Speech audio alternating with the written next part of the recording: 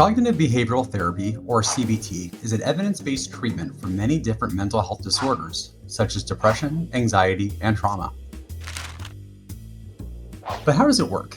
The purpose of this presentation is not to explain the theory or research behind CBT, but rather to help a person in therapy understand how it can actually work for them.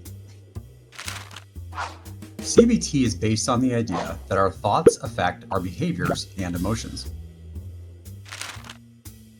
When we are born, we are truly a blank slate.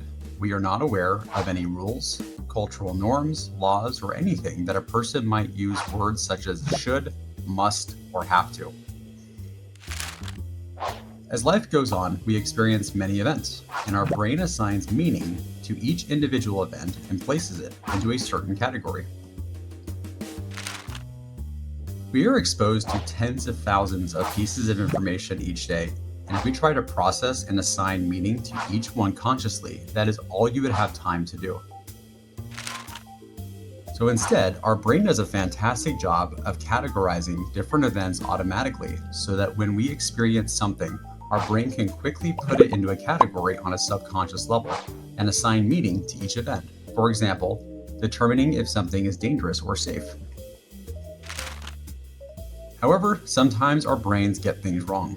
Sometimes an event that is not dangerous gets misinterpreted as such, resulting in someone experiencing a very strong fear response. And afterwards, they wonder, why did I react that way?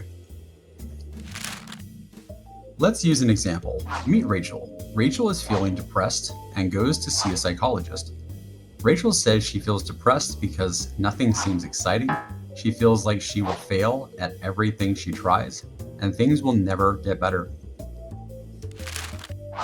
Rachel has expressed several thoughts, assumptions, and beliefs related to her depression.